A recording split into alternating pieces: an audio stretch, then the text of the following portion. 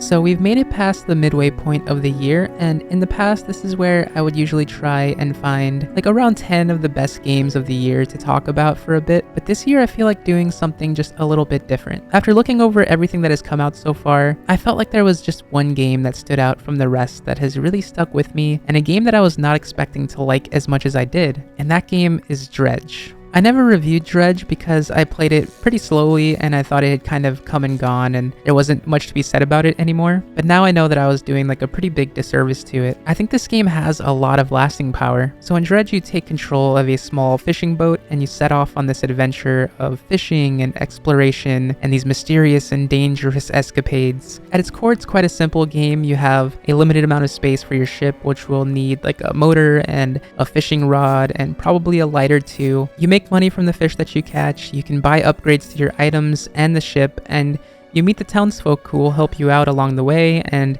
occasional individuals that sort of come out from the shadows who might be a little shady, but they give you a quest or two with some like really interesting rewards if you do want to do them. One of the elements to Dredge that really makes it stand out though is the panic meter, which starts to set in at night, and it can cause some really strange things to happen around you if you don't keep that in check. But the catch here is that there's some fish that are only around at night, so you often find yourself in this battle for that need for sanity against the need for like the satisfaction of quest completion.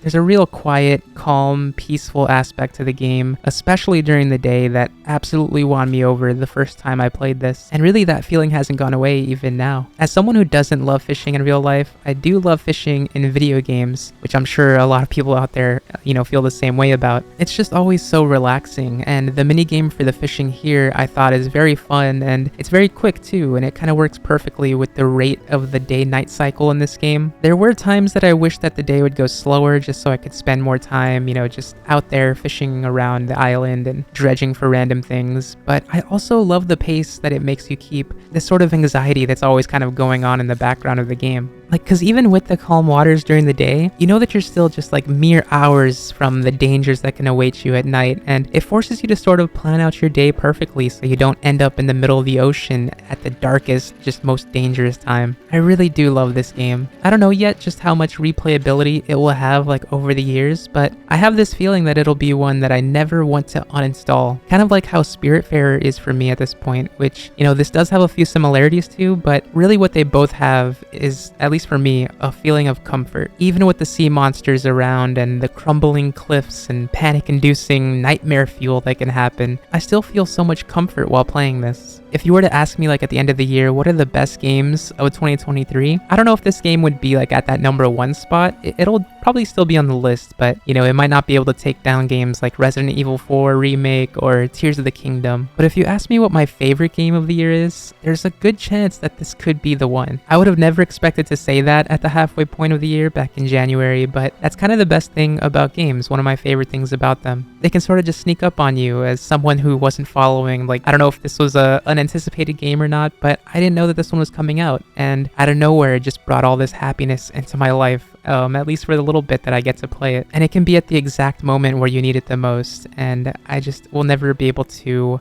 thank games enough for that, and especially ones like this one.